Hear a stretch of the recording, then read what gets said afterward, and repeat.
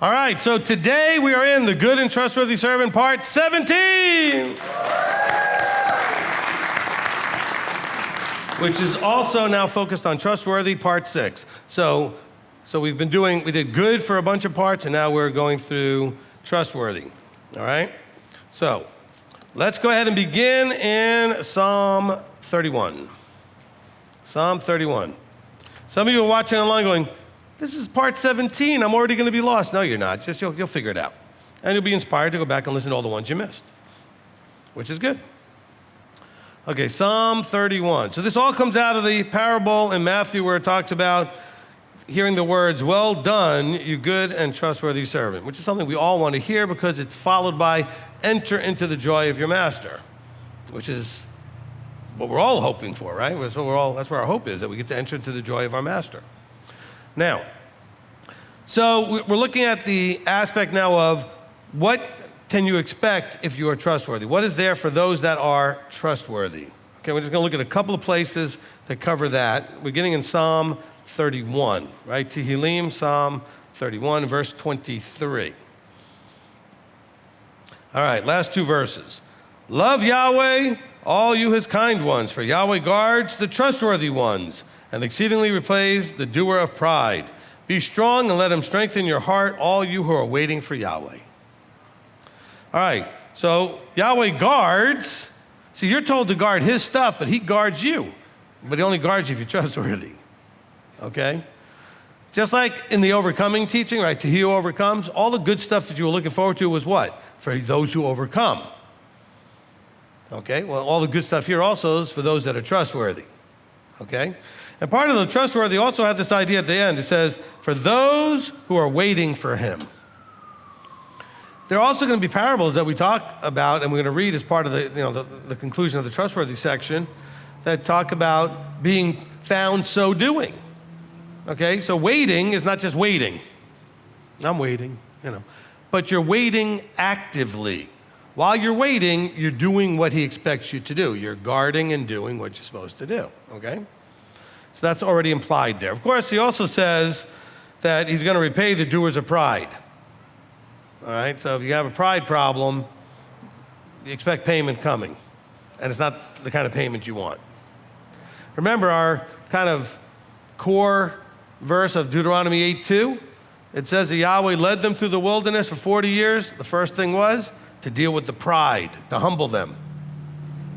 And one of the reasons why your life is so challenging, it's supposed to be a humbling experience. It's supposed to humble you, okay? Let's go to Revelation 17. Oh no, Rabbi's in Revelation. Maybe I'll explain about the 144,000. No. All right. Stay focused, we're talking about trustworthy here. Revelation 17, and in verse 14. Okay?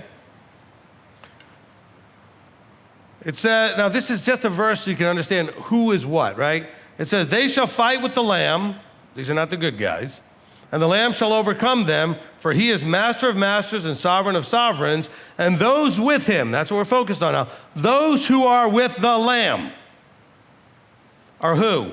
Those that are called, chosen, and trustworthy. So what does that even mean?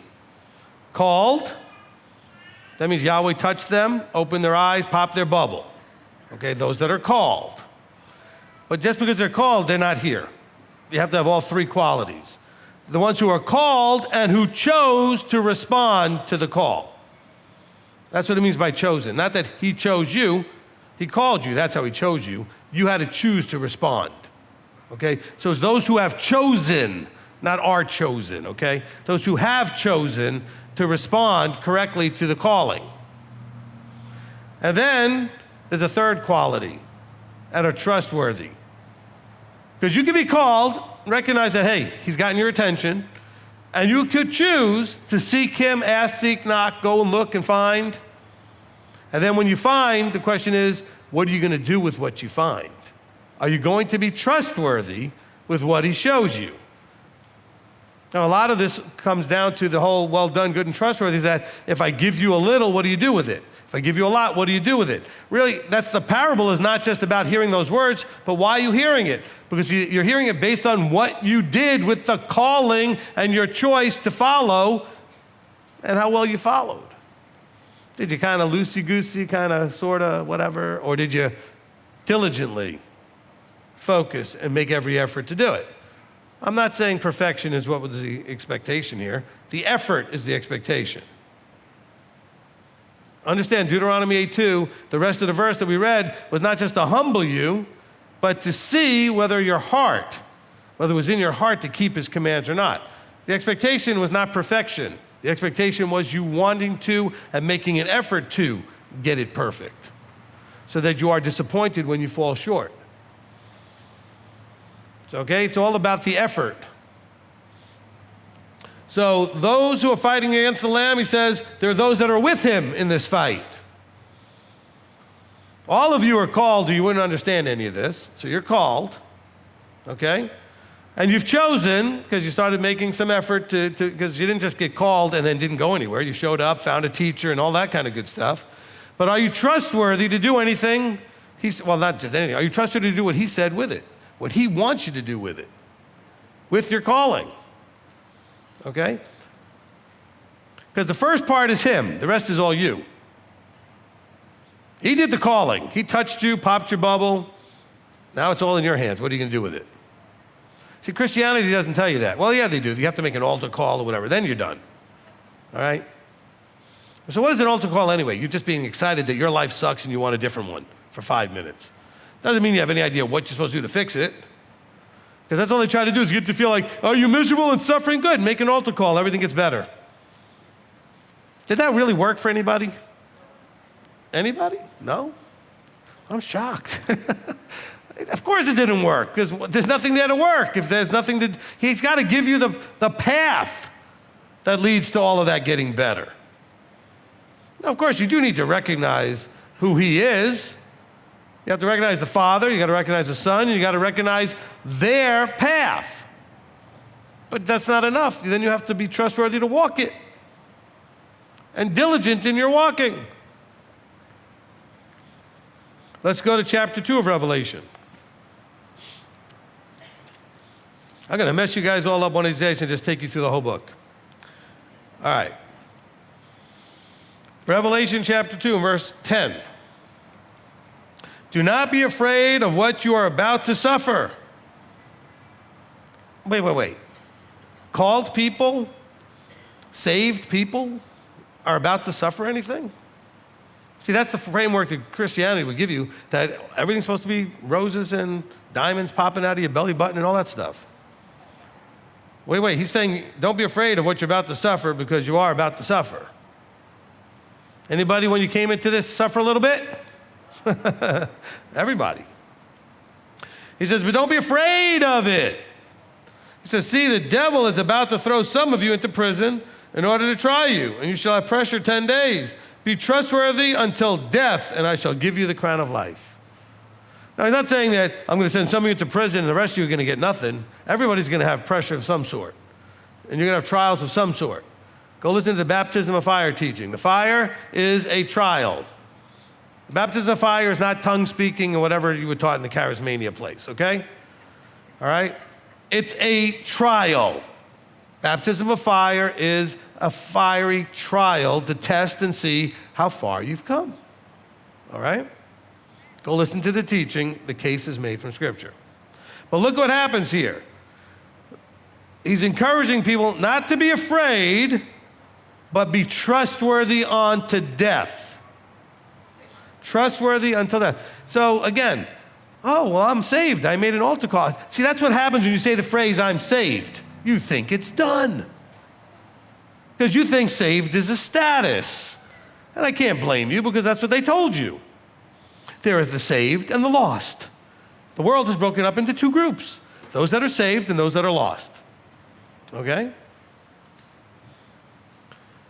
That's not scriptural. Okay? The world is broken up into two groups in Scripture. Those that are covenanted and everybody else.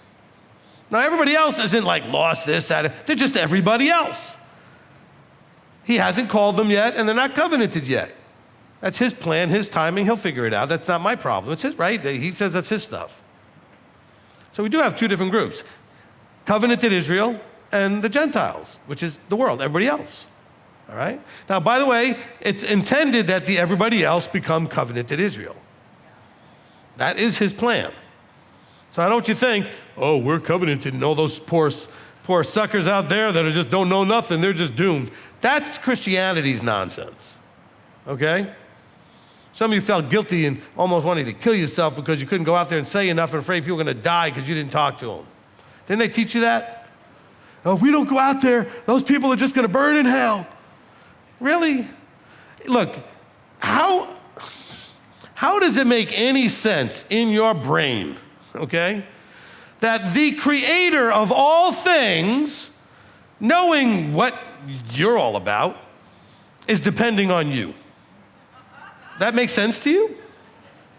Like his plan hinges on you. Come on. Seriously? That's dumb. That's dumb. His plan does not, you are a part of his plan, but you're not like the linchpin of it, and if you don't do something, then the whole thing falls apart. Nobody's getting in or not getting in because of you, okay? You can't bring them in, and you really can't keep them out. You could cause them to stumble, which means that it may take a little while longer for Abba to get their attention and come in.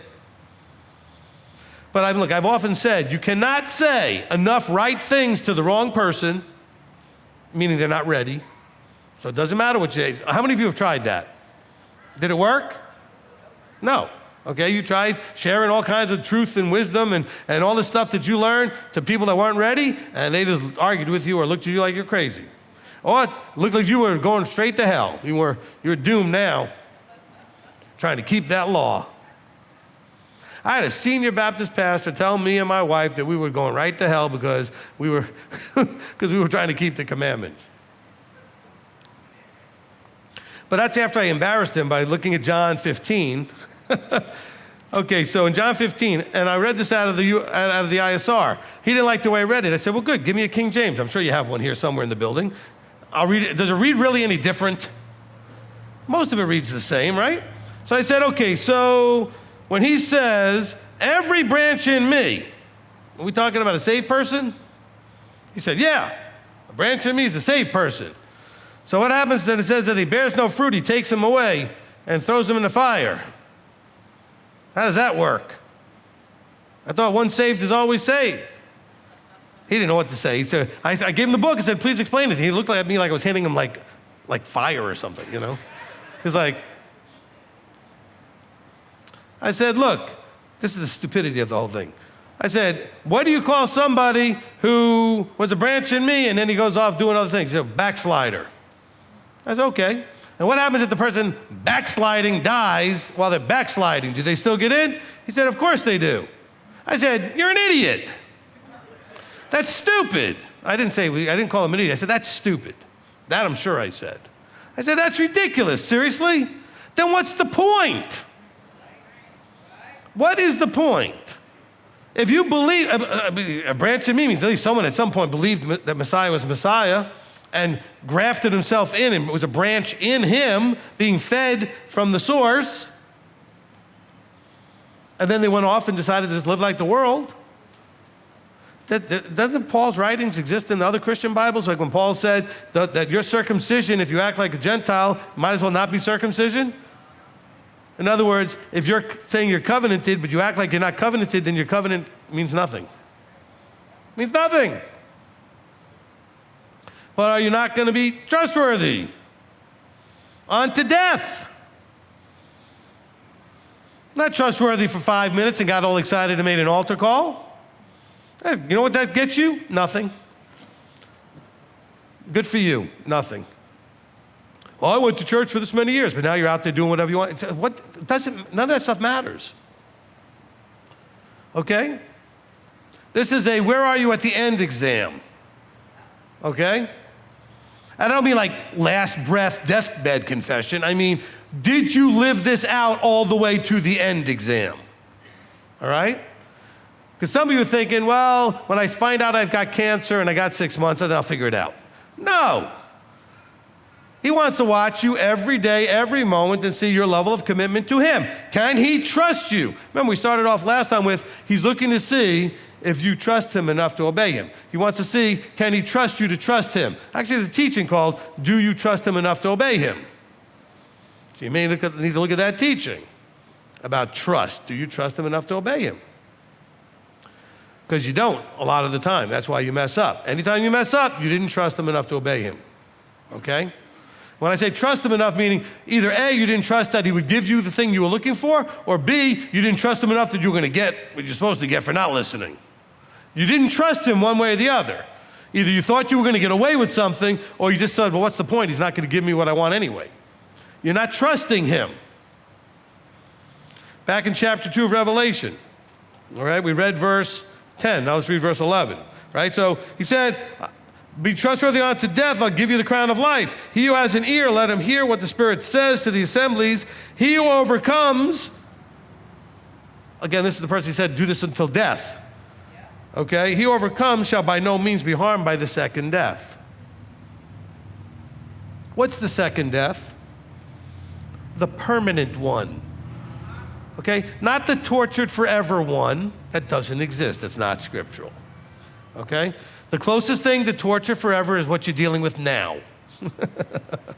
This life is the closest thing to the hell Christianity is trying to tell you about. All right? That's why so many are so miserable right now. Because this life can be torturous if you don't understand it and you don't deal with it correctly and don't have your mind override your emotions. If you're not trustworthy, if you're not overcoming till the end, go listen to that teaching, to he who overcomes. Everything you want, it says it all throughout Revelation. To he who overcomes gets this, to he who overcomes gets that. Okay? And in the end, at the very end, okay, it says, to he who overcomes all this, okay, that one gets everything that they've been wanting to get. Well, look at chapter 3 and verse 5. He who overcomes shall be dressed in white robes, and I shall know by no means blot out their name from the book of life. All that you want, but you cannot getting any of that if you're not trustworthy. Look, let's just think for a second. Wake up, think, okay? I'm not trying to be offensive. All of you need to wake up and think, all right? You want, because you have your own reasons, you want to be pain-free, okay, filled with joy, no more stress and all that nonsense, and you don't want to die, okay? Nobody in sound mind wants to die.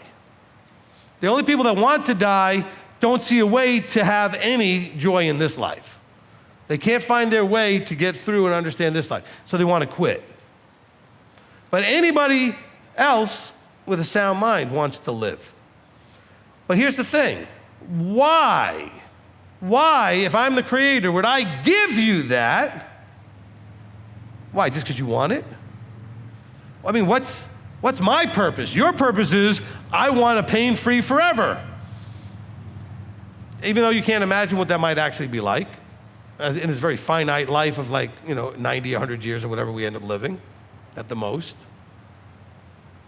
But he has a reason he gives us these things. He says, I don't want to give you eternal life for you only. He does want to give it for you, but he has a bigger purpose than that. I've got these wonderful things that are going to be exciting for us to do during forever. But in order for me to have you in that position, I need to be able to trust you. Because after all, forever is a long time. And I wouldn't give you forever if I can't trust you. Let's go through relationships. Okay, let's deal with relationships. Anybody stay friends with somebody they can't trust? No. Anybody stay married to anybody they can't trust? No, and if you do, you don't even know why, because you're miserable. Because I've had marriages where one or the other couldn't trust the other, even though somebody might have cheated and then it was forgiven, but forgiving and not letting it go and still not trusting, you still can't have a relationship. So you can't have a human relationship with anybody that you can't trust. I'm talking about a close relationship. I mean, you could be casual friends with somebody, keeping them at a little bit arm's length if you know you can't trust them, but at least you can be aware of that, and maybe there's other things you can do. But what kind of intimate, close relationship could you have with someone you know you can't trust? It's not possible, is it?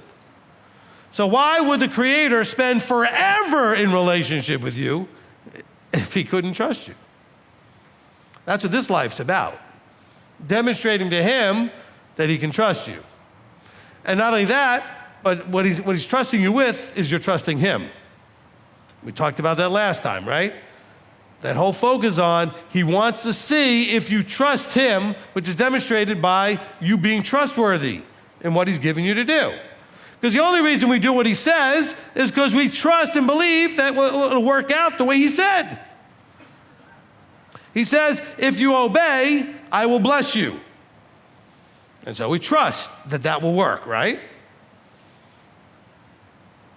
But he wants to know, are you going to be able to do this until death?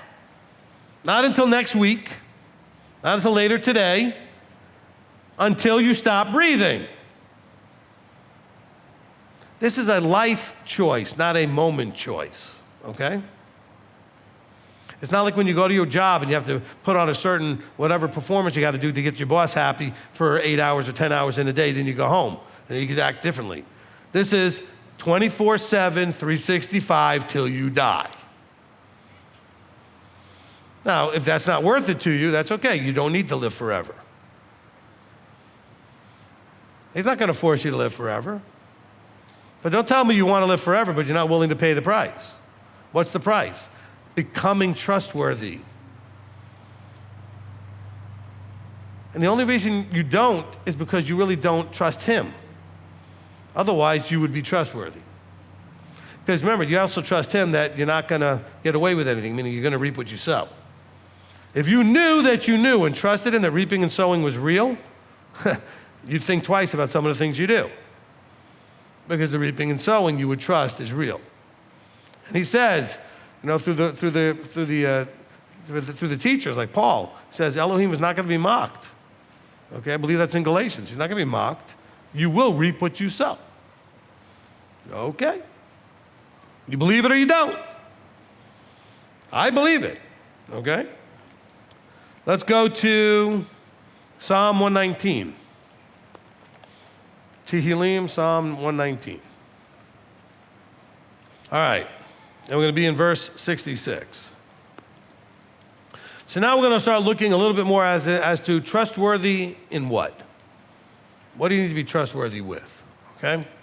Psalm 119 and in verse 66. I was one page over. All right. Teach me good sense and knowledge, for I have trusted in your commands. That's our launching point. So David is saying, teach me good sense. Anybody need some good sense? I think we can all use some good sense. Teach me good sense and knowledge, for I have trusted in your commands. So David believes that there's a reciprocity here. I'm in a good place to ask for these things because I've trusted. So being someone who has trusted in your commands, I feel very comfortable asking you to give me good sense and knowledge. All right? Let's go back to, let's see where I want to read verses here. 63. All right? I am a companion of all who fear you and of those guarding your orders. So I think a trustworthy person is someone who's going to be spending their companionship is with those who fear him. Why are you companions with people that don't fear him? I'm not saying you can't be casual friends or acquaintances with people that are in any status of whatever, but we're talking about companionship's a lot closer deal. Listen, he said you make these choices, your relationships are going to go through a change. Okay? And why? Because two can't walk together unless they're in agreement. So as you're walking along, now that you don't agree on something major like your belief systems, it's going to be a little tough to walk together. Okay? Verse 64, O Yahweh, your kindness has filled the earth. teach me your laws.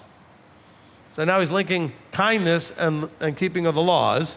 And then 65, he says, you have done good to your servant, O Yahweh, according to your word. Teach me good sense and knowledge, for I have trusted in your commands. See, we have to understand and see. Now look at verse 67 and 68. He said, before I was afflicted, I myself was going astray. Oh, I was going astray, then an affliction came which got my attention.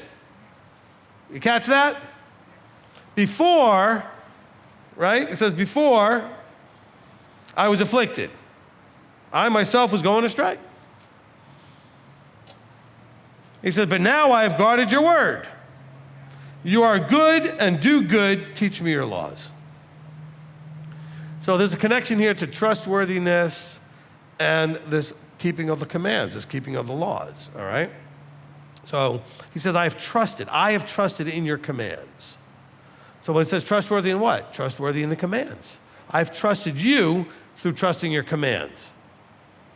Because the reason we keep the commands is not because we just analyze them and like them. We start off by trusting who gave them.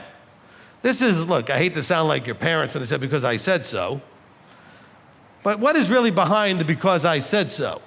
Because I'm your mother, because I'm your father, right? Even though you just say because I said so, it's the I that's important. They should know who the I is, because I, your father, your mother, said so.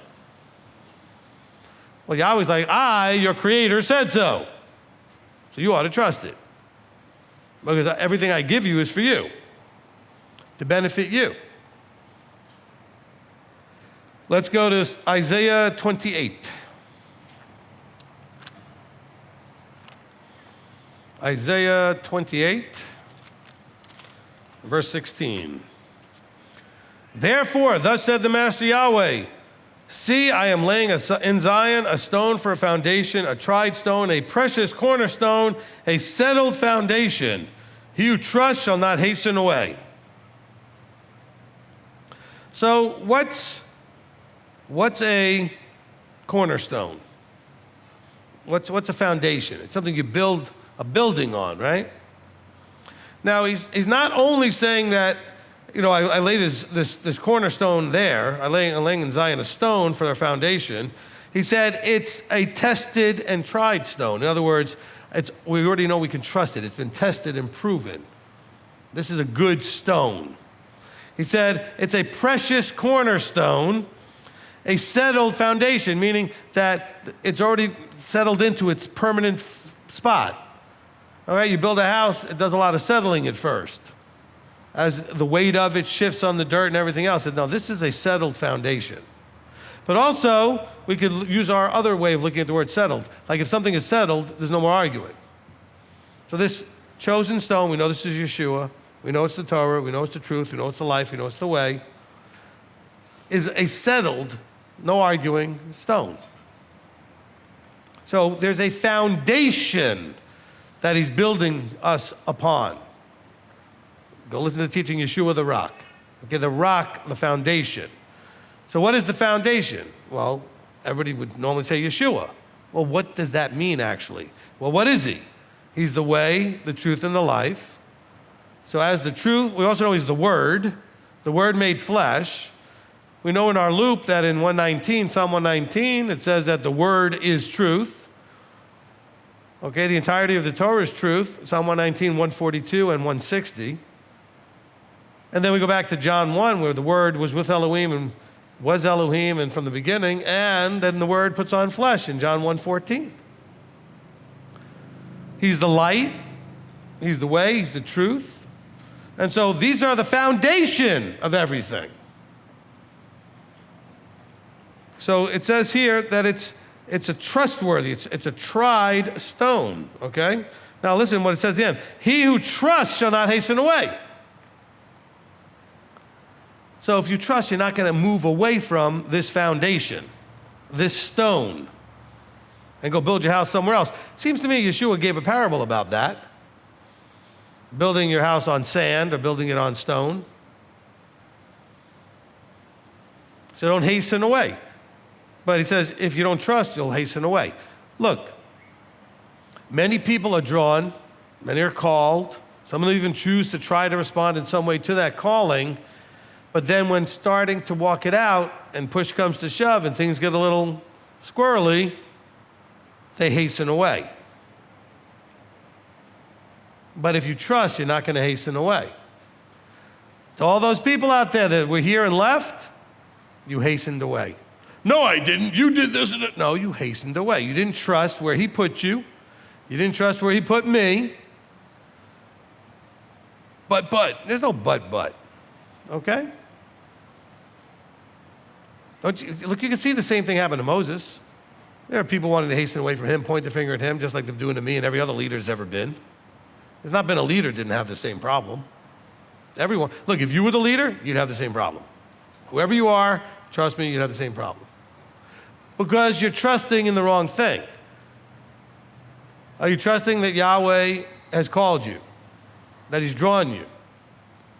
Are you trusting that what Paul says in Ephesians 4:11 with the fivefold is real?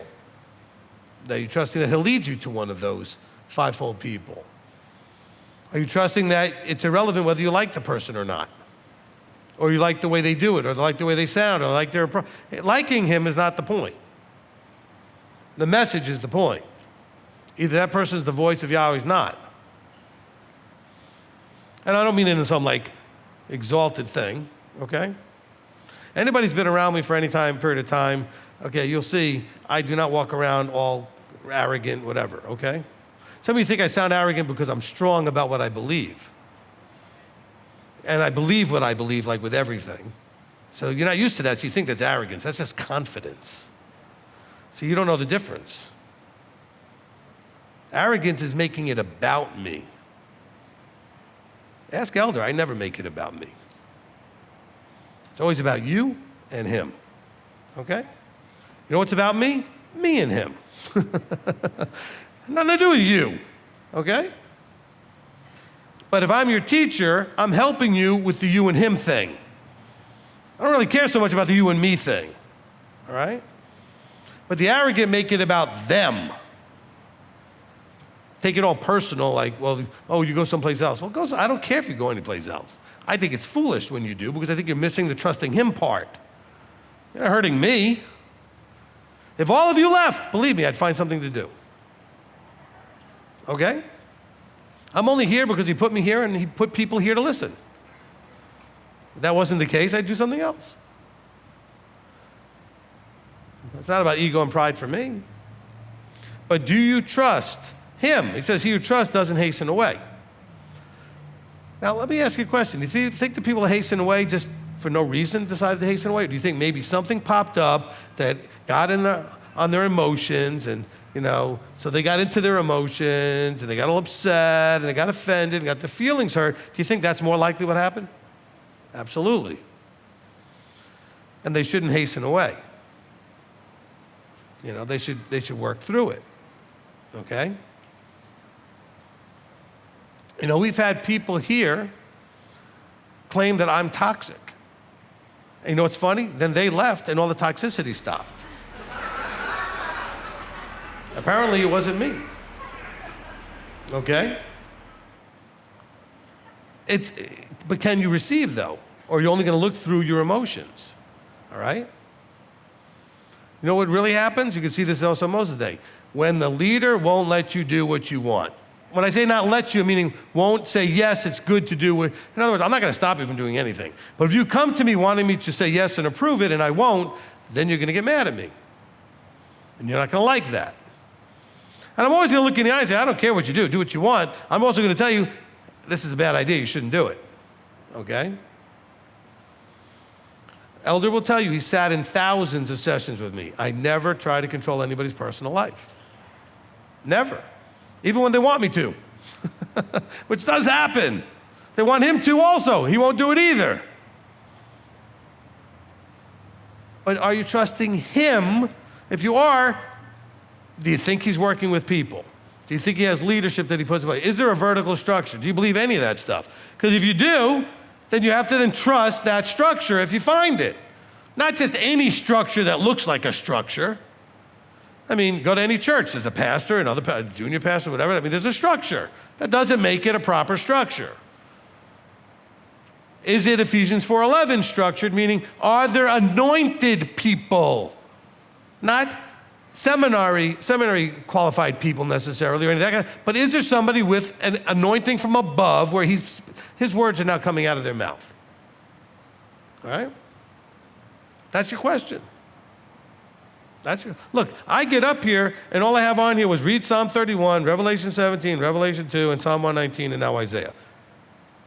There's no notes here because I just stand up here letting him just whatever he wants me to say. All right? And it's like he's talking in my head. I'm just allowing it to flow. So I'm doing all the talking, but I trust that it's what you need to hear. So as I'm reading verses, I feel inspired to emphasize a part of the verse or not. And by the way, not necessarily the part of the verse I thought of when I first wrote it in my notes.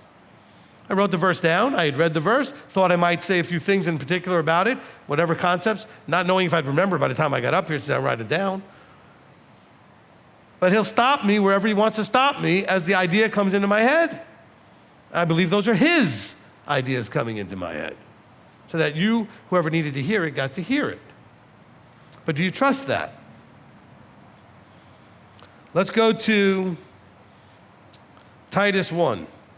Let's talk a little bit more about teachers and leaders and trusting. Titus chapter 1. You guys are all impressed. I've gone to like 6 different places today. Titus 1 and verse 7. Because I'm not explaining whole chapters yet. We get to Timothy, I might. All right, Titus 1 and verse 7.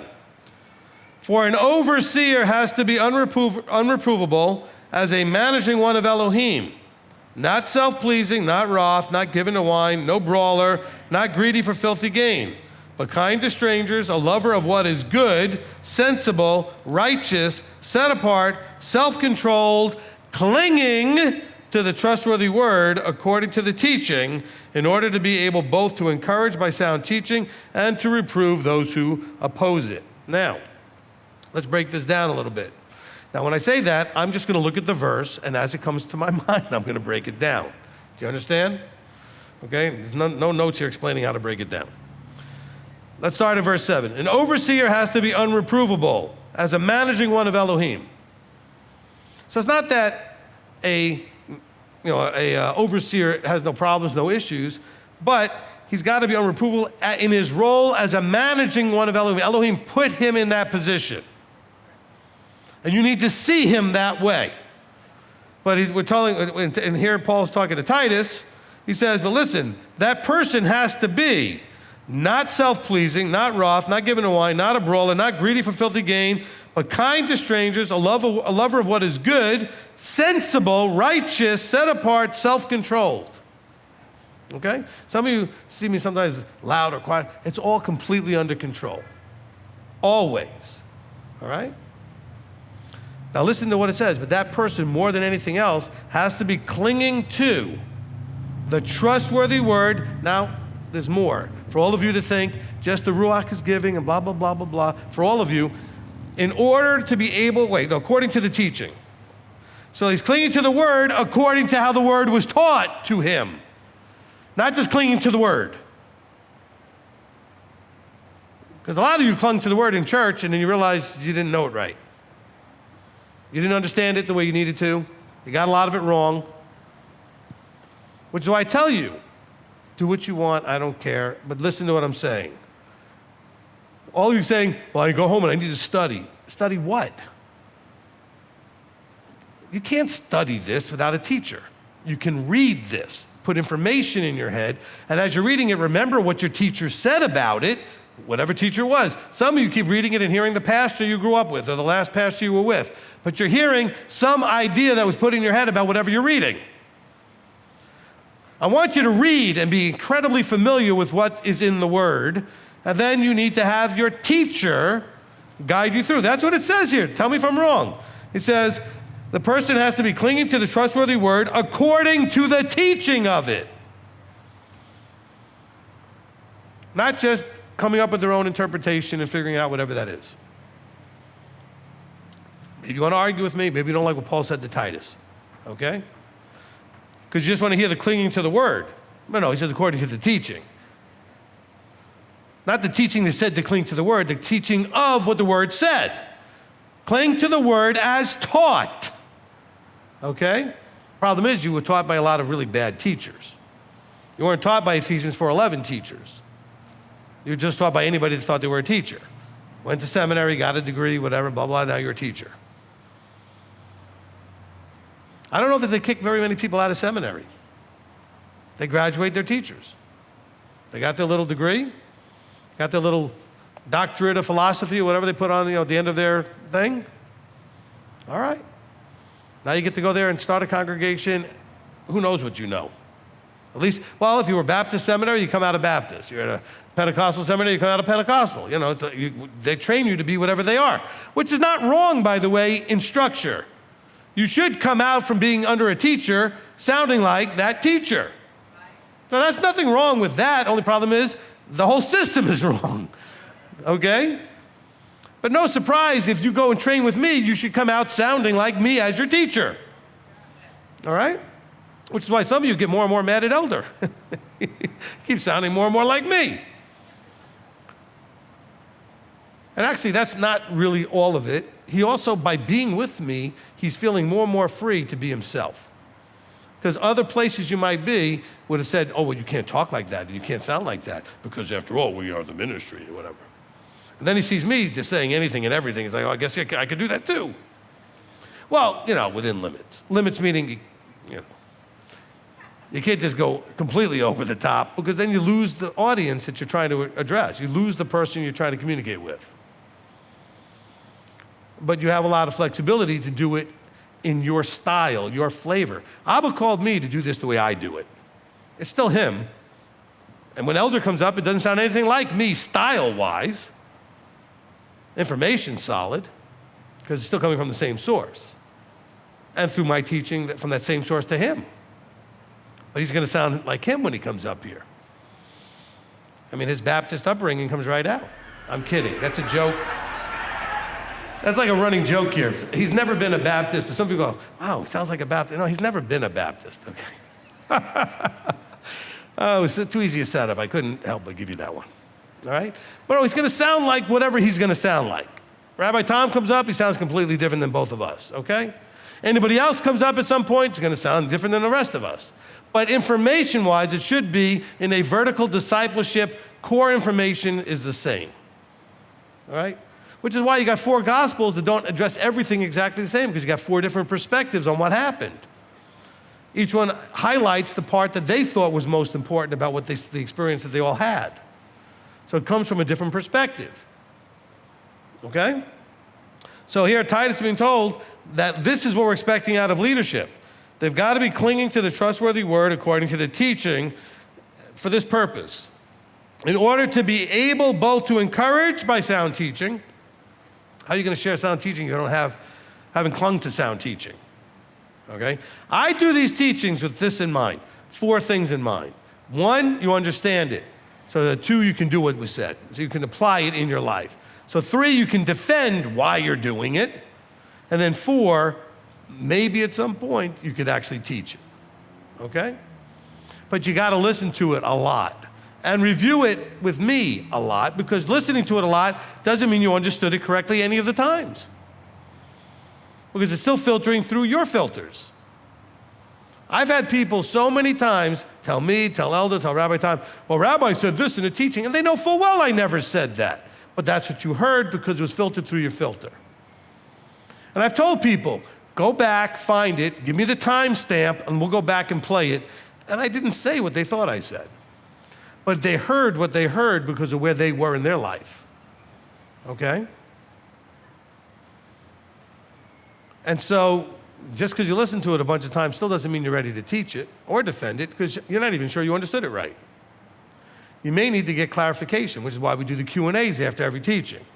So you can get the clarification so you can know, am I understanding this correctly? Okay? Let's continue here in... maybe we can do this. 2 Timothy. We'll try. See if I can squeeze this in. 2 Timothy chapter 2. Begin in verse 1. You then, my son, be strong in the favor that is in Messiah Yeshua, and what you have heard from me among many witnesses, and trust these two. So what he heard from Paul, the teacher, right? Just like we were talking about in Titus. And what you've heard from me, and trust these to trustworthy men who shall be competent to teach others as well. So not everybody teaches. And the teacher looks for men to entrust that are trustworthy to continue teaching without mixing, without messing it up, but the consistency of the teaching.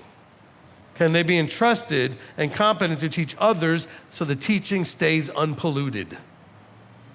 So the teaching stays unpolluted. Okay? It's very important that we're getting this.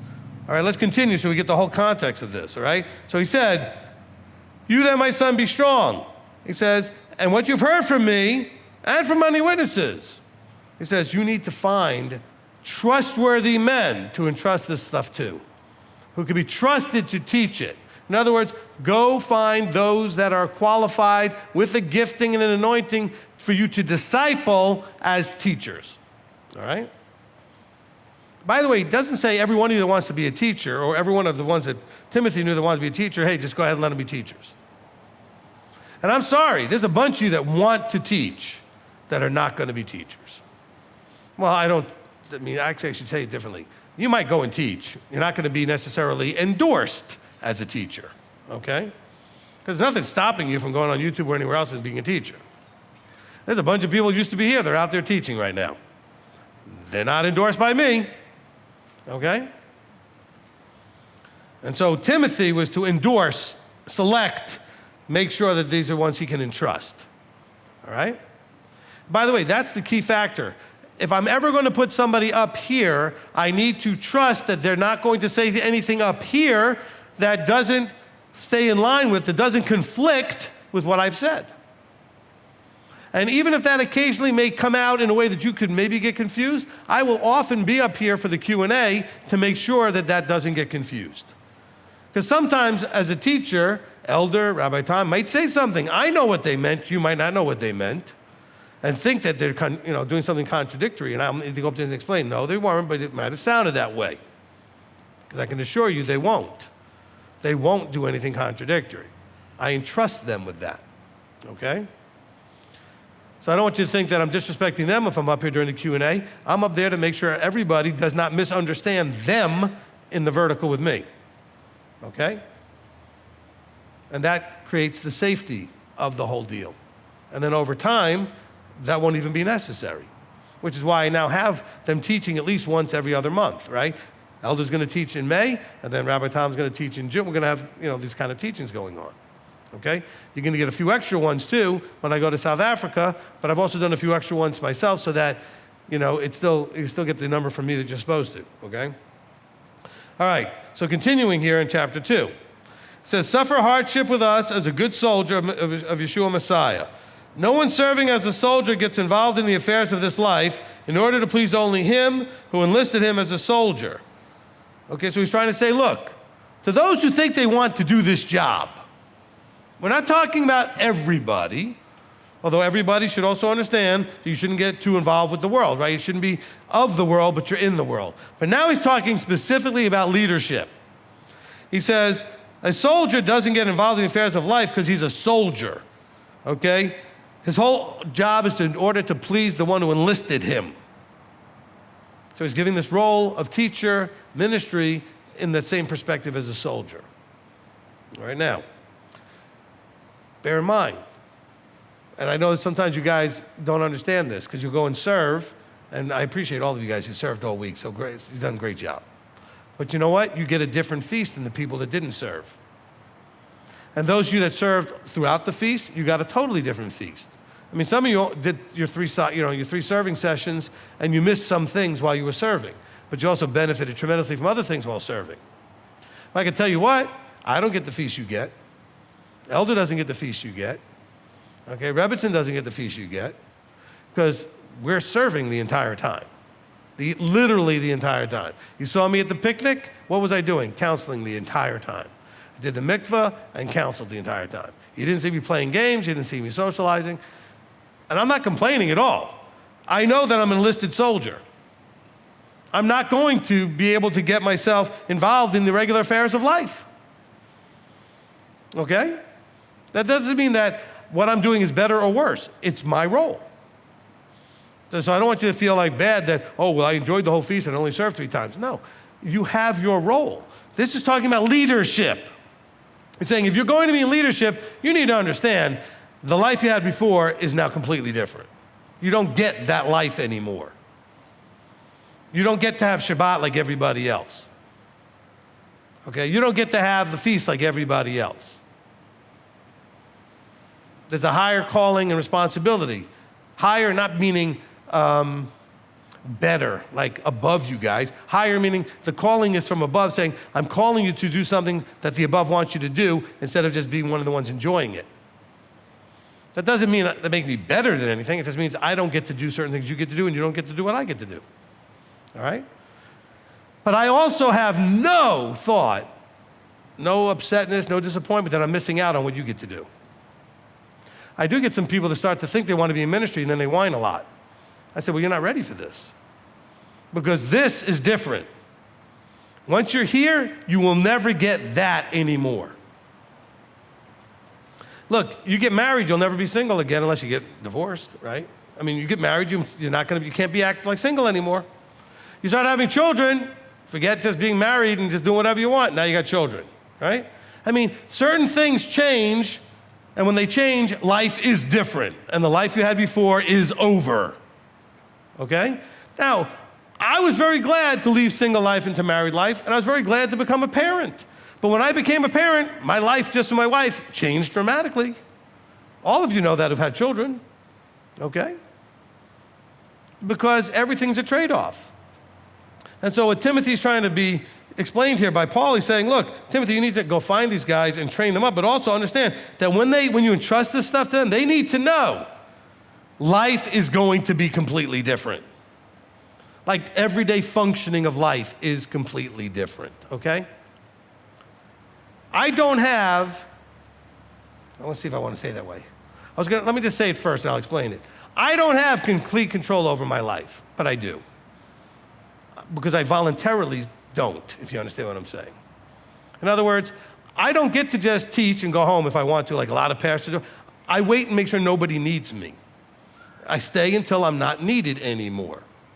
Look, at the picnic, I counseled almost everybody I was supposed to counsel also later that night. And guess what? Later that night, I still counseled because I took more available space. Let's take care of it. Because now you're there as a servant, which means that your life is not your own. But it is, because you choose it. So I don't want you to think of it like, oh, well, I gave up my life. Well, I did, but this is the life I chose, though. I chose to give up that life for this life. So it's not like I gave up my life. I love this life, and I loved that one before. They're just different. I was you before. I used to show up at feasts. I used to sit there in the chairs. I used to go out and have fun with everybody and be very I used to do all those things before I ended up in ministry. And you know what? I don't miss that because I also would have then missed this. But I enjoyed that when it was that and this when it's this, all right? But all of you that think someday, hey, I'd like to be in ministry, understand this is part of it right here, okay? And if you want your husband to be in ministry, ladies, you're gonna have to give them up a lot. You have to know that if somebody needs, then they're gonna have to go. Now, men, you should still find a way. I know Elder does this, Rabbi Tom does this, I do that. Our wives get all the attention they need, okay? Not all the attention they want necessarily.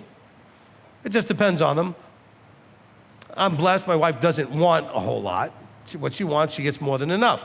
But some women are more needy than others, and that's not a negative. I'm just saying they just are, just like some men are more needy than others. What I'm saying is, when you come into ministry, you can't lose your family either. But ladies have to be okay. If you want your men to be in leadership, then you have to understand they're going to have to give of their time, which means that there's a trade-off, okay? There's a trade-off.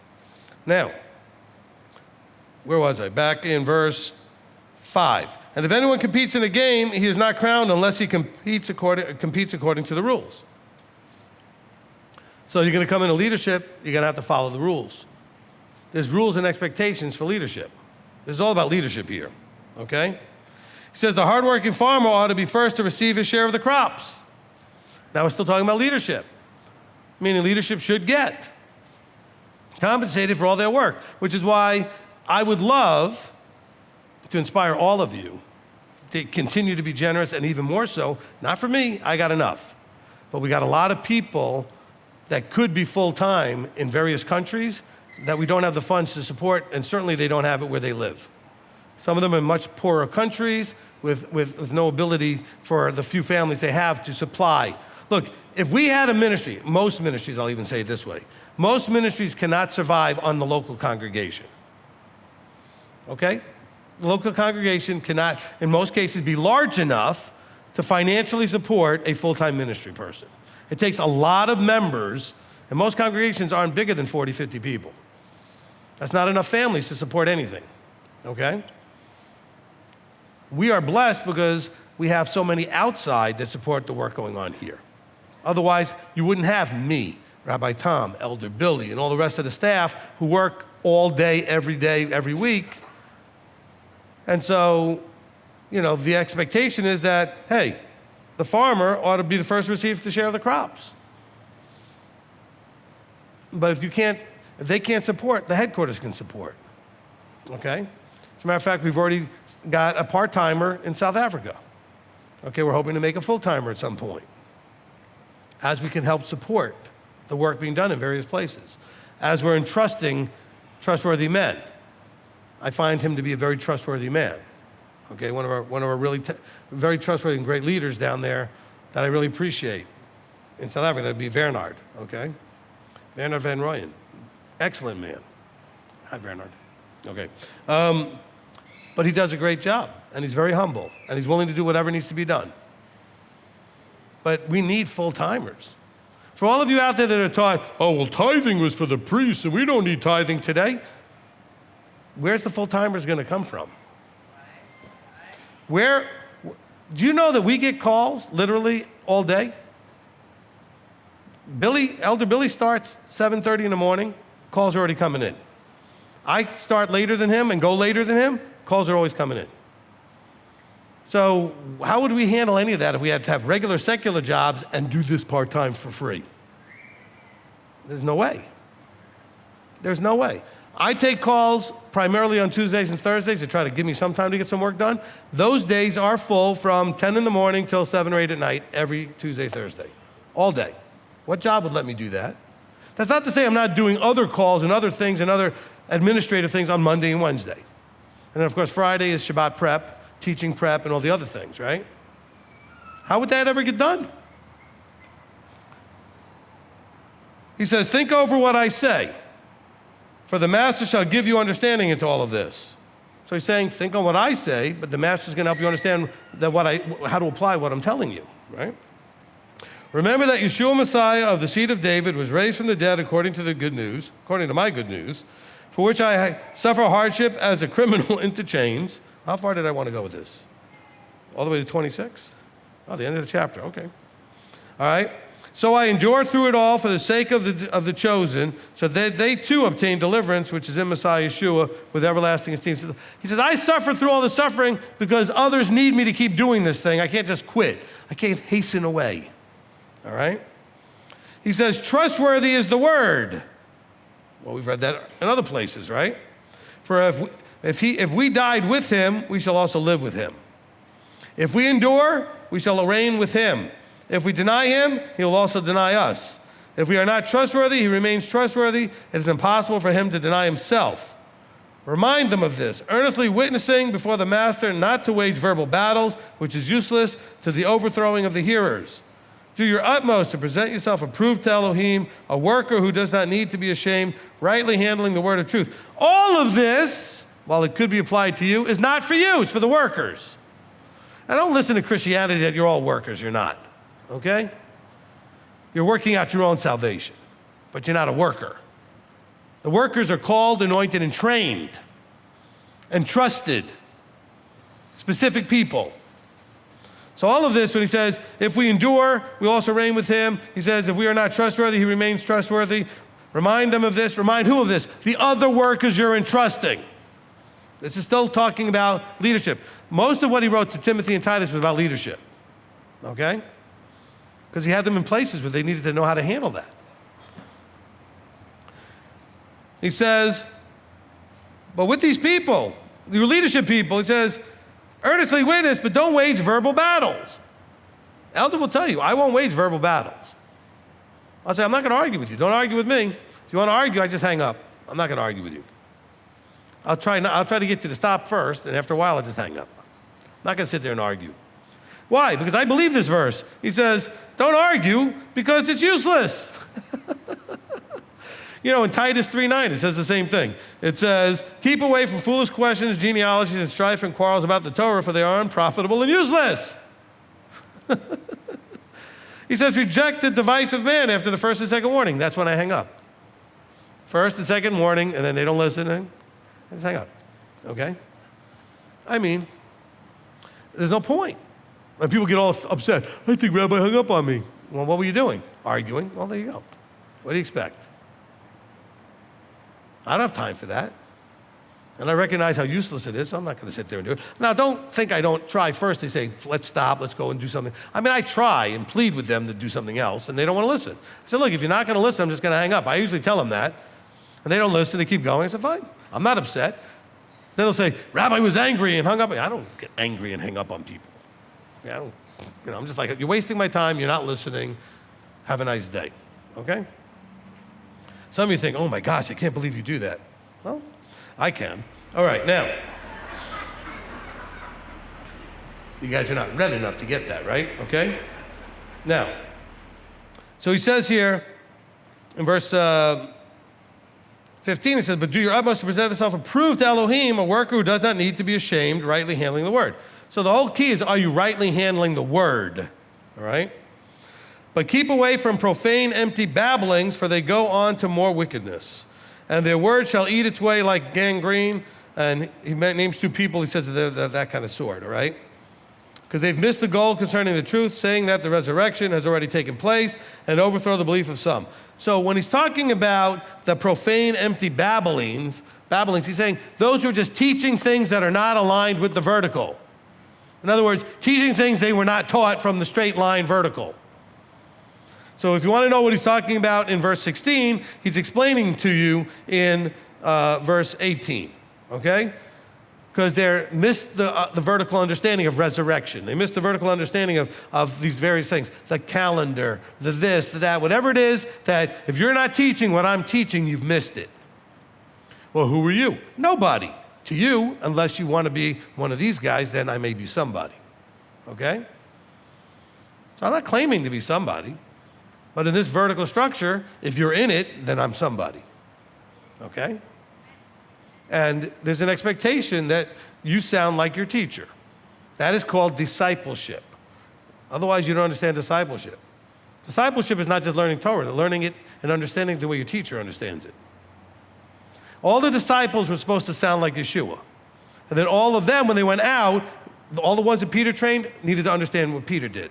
All the ones that James trained, like James. All the ones that John, like John, right? That's what a disciple does. You learn to be and understand and express whatever the role is, like your teacher. If you're a fisherman, you learn to fish like your teacher. If you're a carpenter, you learn to do carpentry like your teacher. If you're a disciple, okay? You don't start making up your own way of doing everything. You do it like your teacher. Let's continue. Where verse did I leave off on? 18. All right, verse 19. However, the solid foundation of Elohim stands firm, having this seal: Yahweh knows those who are his, and let everyone who names the name of Messiah turn away from unrighteousness. Yahweh knows who is his. Look, whatever I am, he knows. Whether you know, whether I'm right about what I think, he knows whatever it is I really am. He knows. And he knows who he's picked. He knows who he didn't pick. He knows who he anoints. He knows who he doesn't anoint. He knows who self-anoints. All right? He says, let's see. But in a large house, there are not only vessels of gold and silver, but also wood and clay, some unto value and some unto no value. If then anyone cleanses himself from these, he shall be a vessel unto value, having been set apart of good use to the master, having been prepared for every good work. We're still talking about leadership here, okay? You can apply it to yourself too, I'm saying, but this is still targeted leadership, all right? Especially this idea of let everyone who names the name of Messiah turn away from lawlessness, unrighteousness. He says, that person also, he says, and flee from the lusts of youth, but pursue righteousness, belief, love, peace, and those calling on the master out of a clean heart. But refuse foolish and stupid, my goodness, he talks like me. Or I talk like him. Refuse foolish and stupid questions. Ask Elder, I do that every week. All right? Knowing that they breed quarrels. So what's a stupid question? Let's understand that a stupid question is not that you don't know when you ask something dumb, okay? Because it says that this stupid question we're talking about here breeds quarrels. So you know what those questions are? Those are setup questions. You're setting up an argument you want to have. So you ask a question to open a door. You're unlocking a door to that direction you want to argue about. So you bring up a topic that gives you an opportunity to go, well, what do you think about this verse? Oh, so what? Then you want to go run to the races on what you want to quarrel about. Those are the stupid questions, especially when you already know what the teacher teaches. I got people asking me questions all the time, and I'll actually call them out and I'll say, look, this is how I call out a stupid question. Are you asking me because you don't know, or are you asking me because you're hoping my answer will be different than it was when I taught it the last time? Because you guys will call up and ask questions I know you know, especially Shabbat teaching stuff. Well, Rabbi, on the Sabbath, would it be okay? You already know it's not okay. I mean, I'm talking about people I know have listened to the teachings, not a new person who might not know. And I'm like, look, are you really asking because you don't know?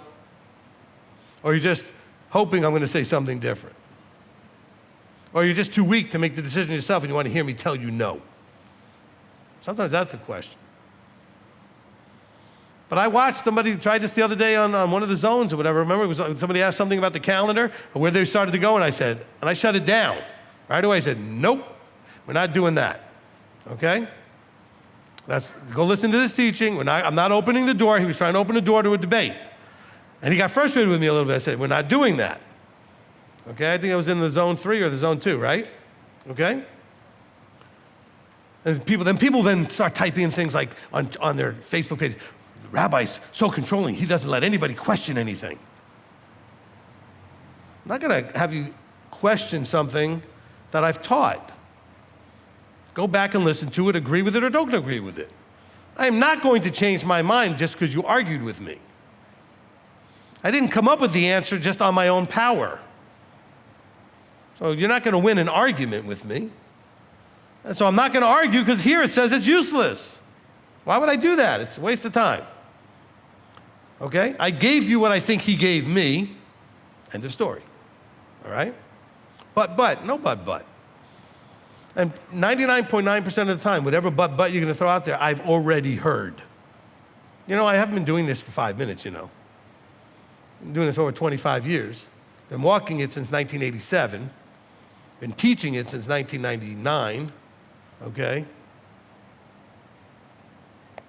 There's very little you're going to bring up that I haven't heard, okay? So whatever it is you think you're going to throw out there, I say, look, I'm already aware of that. I get it. But this is the position, all right? Do you understand that there is a big and quite important aspect to this whole walk that has to do with your submitting to authority? Not any authority. The first part of it is to find proper authority, okay? Your first job is to find Ephesians 4:11 proper authority, okay? But once you've done that, it's going to be really a big thing he's watching is how do you handle that authority? How do you submit to, argue with, don't submit to, whatever? How do you handle being under an Ephesians 4:11 authority? You have a question, you start to debate, and Rabbi says, if I'm that person and you believe that's Ephesians 4:11, I say, no, that's not what we're doing. And you say, okay, great, that's it, it's settled. That's proper authority. Not just because you just assume everything's right, just because you assume everything's right. If the person's Ephesians 4:11, you should assume that they're there for you. If they're anointed from above, they're there for you, you should be able to trust that. If you can't, then I think Paul tells us in Ephesians 4 is that you need to know throughout the generations till the end that there will always be people that you can trust, you just have to find them. Otherwise, how could you ever do this without that? How could you really ever do this just listening to the noise of confusion that's out there, out on the web and everywhere else? Because any subject that you can come up with, you can find a wide variety of ways of teaching it, and very few of them match, right? 4 or 5 say this, 3 or 4 say that, 5 and 4 or 5. But they're not all matching. Maybe 3 or 4 match in one area, but then these other ones over here are completely different than this one. So what settles the noise? See, a lot of you that understand that will call me up and say, Rabbi, I got a quick question. This, and this. I say, blah, blah, blah. They go, great, thanks, settled, good, move on.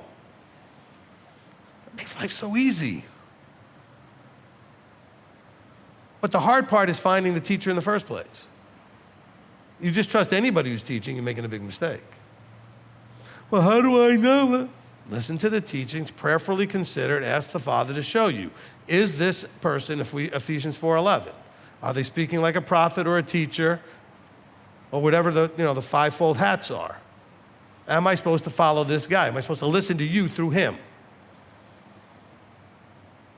If the answer is yes, then get with the program. If the answer is no, go find one. Why are you wasting your time with me? I'm serious. Why are you wasting? If I'm not one of them, why you're wasting your time? But I like what you say sometimes. That's irrelevant. You need one of them. Paul says they're there to perfect you, to help you in this journey. Go find one, right? All right, we're almost done with this chapter, and we're just only a couple of minutes over. All right, let's see. So, but refuse foolish and stupid questions, knowing that there be quarrels. And a servant of the master, see, we're still talking about those that are staff, so to speak, right? He says, should not quarrel, but be gentle towards all, able to teach, patient when wronged. In meekness instructing those who are in opposition, lest somehow Elohim gives them repentance unto a thorough knowledge of the truth. Okay? Now, instructing those who are in opposition is only possible if those who are in opposition are actually letting you go back and forth. Okay? You talk, I listen, I talk, you listen. You know what they call that? A discussion. You talk, I don't listen, I talk, you don't listen. That's a quarrel, that's an argument. So that's not this. This isn't talking about, hey, be in meekness instruct those who you're quarreling with because they might repent and come to the knowledge. No. Someone who disagrees with me but will listen and consider, I'll be as patient. Elders seen that. I'll be as patient can be and go through it 5, 10 times if I need to, as long as there's listening happening. Listening meaning actively considering my position and instruction. If there's no active participation there, only hostile aggression against, this is not what that's talking about here. This is don't argue, just hang up the phone and move on. All right? Because I don't want somebody to read this and think, well, then why would you hang up the phone? It says you should patiently and in meekness instruct. I can't instruct if you're not listening, or at least considering, right? But if you sit there going, all right, let me think about that. Okay, that makes kind of sense. It's different, whatever. But you're at least considering. But if you're just waiting to counteract everything I say and only listening so that you're now of new ammunition or what to argue against, anybody do that when you fight? You're not really listening to the other person. You're just looking for ammunition for the next thing you want to say.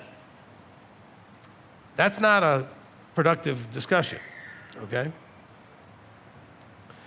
He says, but if you do instruct them patiently, Elohim might bring them to repentance and knowledge of truth, and they can come to their senses out of the snare of the devil, having been taken captive by him to do his desire. So they were in a wrong place, but if they could just be willing to hear something and consider. Look, I've told all of you, this whole anointed thing, Ephesians 4:11 thing, whatever, is it going to kill you to try it for like 6 months? Just try it. What I mean try meaning is stop listening to everybody else but the one person you think is that person. Do what they say, get your counsel, trust it, and see what happens. I mean, how else are you going to know unless you try it?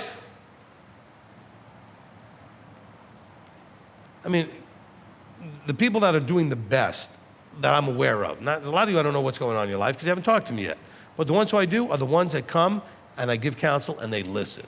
They apply what I say, and you know what? They do great, okay? It blesses them, life gets better, things turn around, but it's not necessarily just because of the counsel. I give the same counsel to two different people. It's only the one that does the counsel is going to get the result.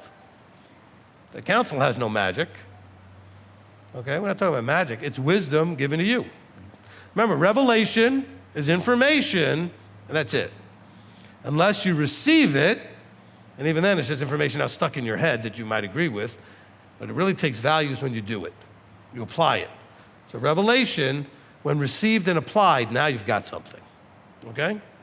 Otherwise, it's just information that's out there that now you're aware of, and then if you receive it, well, now it's something you could make use of, but if you don't make use of it, what's the point, all right? You know, people used to say, knowledge is power. That's a lie. Knowledge is potential power. You know what knowledge is? Step 2, revelation that I received. Still not power. It's not power till I apply it. Okay, applied knowledge is power. So think of revelation as the phrase, knowledge is power, if you only get to step 2. It's information that I've received. I have the knowledge. How many of you have stuff in your life that you know you should do, it would change your life, fix certain areas, but you don't do it? So your knowledge is power. In other words, it's not really power. It's useless. It's just information that you received. It becomes powerful when you apply it. Some of you, how many of you have had information like that and then all of a sudden you realize, I knew all of that. I need to start applying it. And you applied it and things changed. All these hands go up, okay? I want to encourage you, that this whole thing, you, for the leadership, etc., is all about trusting. Because if you trust, then the information goes into action. If you trust, you receive the information revealed to you. I could sit there and counsel with you and reveal something about your life that's really the problem, and if you don't receive it, that didn't go anywhere. And if you receive it and don't walk and do something with it, it doesn't go anywhere. Then you come back to me, and I'll ask you, well, did you do anything with what I gave you? Nope. Well, that's why your life is just as bad or worse. Why don't you just go try what I told you to do? Because I guarantee, I actually write a guarantee. I don't actually write it. I give you a guarantee. When I give you things in counsel, Elder will tell you, say this all the time, what I just gave you will absolutely 100% guaranteed work, but only if you apply it, okay? It will not fail. If I give you things, I will almost always say to you, this will work. How do I know it will work? Because a lot of times I give you stuff that has worked for generations of people giving personal development and counseling and all kinds of things about how to fix people's lives. I'm giving you things that are tested and proven, not just in my experience, that I've learned from my teachers and other teachers that have taught things about how to deal with your psycho-emotional life challenges, etc. So if I tell you it'll work, it'll work. Only problem is, are you going to do it? I gave somebody one thing to do one time and said, oh, I've done that before, it doesn't work. So some of you would just say, oh, wow. I called them out and said, BS. I said, what did you actually do? Because you said, oh, I've done that before.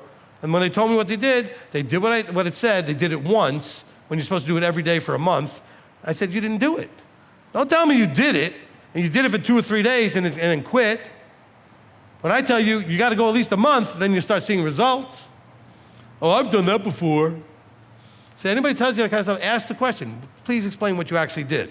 I want to see if it's what I'm telling you to do. What did you do? Because I know it works, and so if it didn't work for you, you did something wrong. So I want to know what you did. Because it works, you didn't. Okay? Problem wasn't the system I gave you, it was you. You didn't apply it. You kind of did it, Okay, you did. You didn't put in the full effort. Okay, none of this stuff's going to work unless you give your utmost. You got to give it the full effort. You can't come to ministry and say, well, I'm going to kind of play with ministry a little bit. I'm just going to come in and kind of dabble, stick my little toe in there or something. You got to come in and really try it. ready to receive and go and apply and trust it. Because I promise you, all these people in here, when you meet them, you know what, as you're meeting people, ask them, have you counseled a rabbi on any kind of regular basis? They say yes, they counsel on a regular basis. Ask them what it's like and what kind of great results they've got. You hear people come up on the mic, and you've heard Janet and others.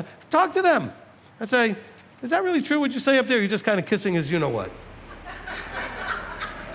I mean, because I think people believe that, Janet and others. I think that you guys are up here, they think you're just kind of, saying smooth words for the rabbi.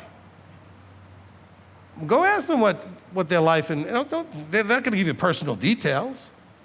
I mean, if they want to, I guess, but at least you'll hear. And there's so many of you that could do that, and say, well, I talked to him like 20, I've talked to some of these people 30, 40 times, okay? And not always about the same thing, but they come back knowing it works, okay? Because you're trusting him. This is back to being trustworthy, okay? Can he trust you to use this vertical structure? It's there for you.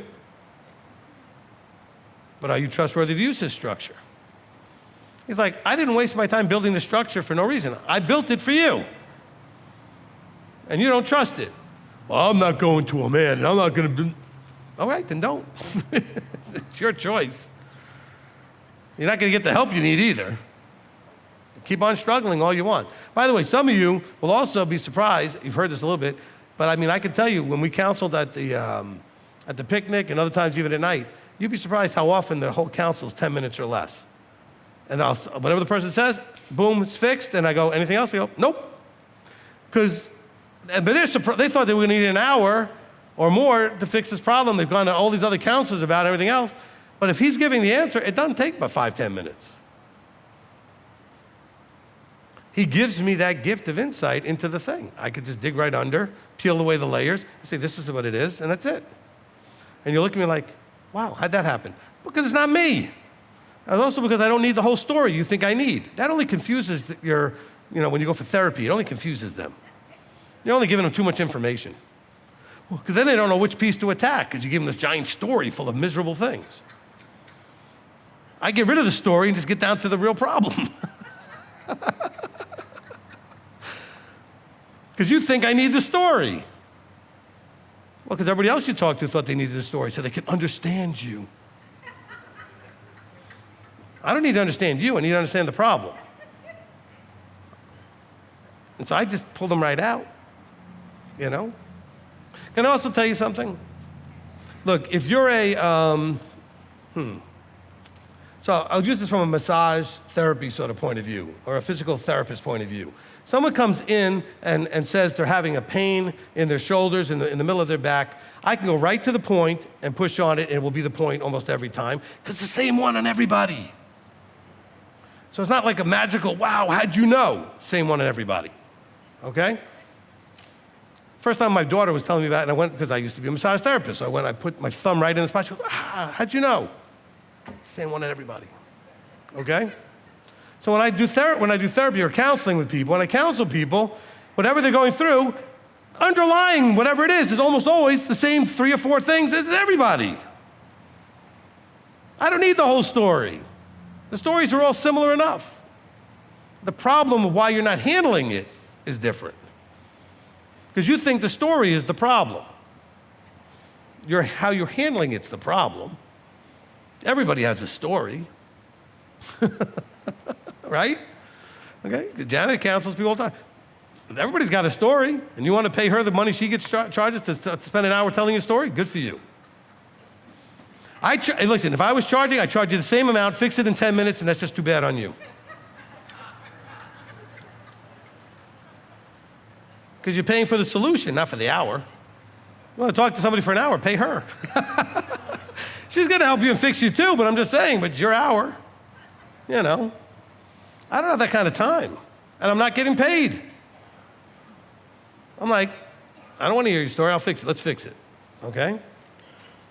And then people smile, they relax, the burden's gone, they understand what they need to do now, and it's over. But that's only if they trust the structure, okay? When they come in and they don't trust the structure, it doesn't happen, okay? Look, Maisie was up earlier today, and I know she looks fabulous today, by the way, right? Okay? And I'm only saying that because we match, okay? Kind of purplish maroon thing going on here, okay? No, so look, but part of what she says, because she came here with life kind of a mess, and she was counseling, and she was trusting, and each time, bit by bit, things are getting fixed, okay? But only because she's trusting it, okay? She's believing that the structure works. Look, and then I'm going a little over here. Well, we don't make CDs anymore, so it doesn't matter. I used to try to keep it 70 minutes because that's all it would fit on a CD. All right, look. If you look at what's wrong with the body, I went across Canada one time. I've told this story before, and everywhere I went, I asked the question, what's wrong with the body? And they said this. I mean, everybody said all kinds of things, same things almost everywhere, but that wasn't the real problem. The problem is, why is all of this happening in the body? And the answer is because there isn't a structure to make it stop. All the nonsense that's going on in the body would stop if there was a structure to make it stop. But the only way that happens is if people are submitted to the structure and trusting it. Otherwise, it won't stop. You know, there was a teacher, I won't mention his name, who thought that the book of Hebrews shouldn't be in the Bible or something like that. And so somebody came up to me one time and said, well, somebody needs to make him stop teaching that. What do you expect me to do? He's not under me. He's got his own ministry.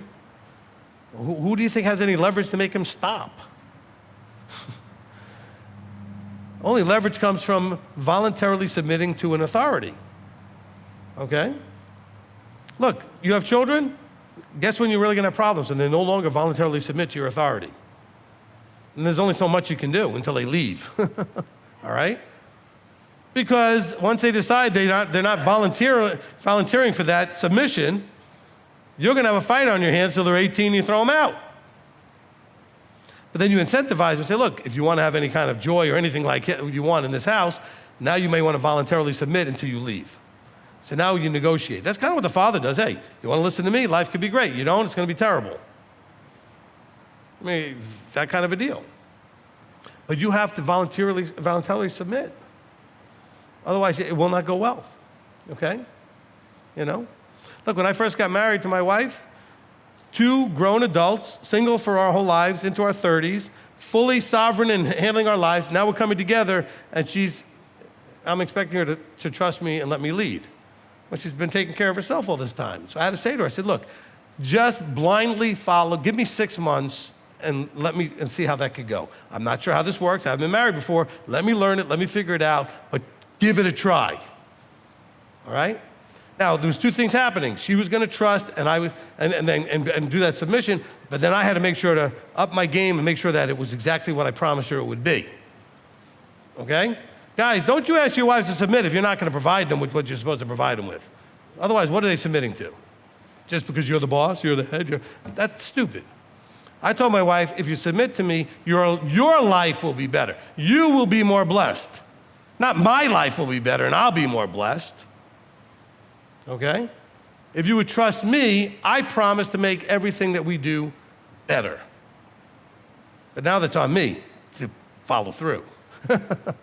Okay, I have to actually follow through with those words. So guys, unless you're ready to follow through, stop demanding your wife be submissive. All right? You got to follow through. Because her submission is not for you. It's for her. I don't need a submissive wife. She needs to be submissive and me to be a great providing husband.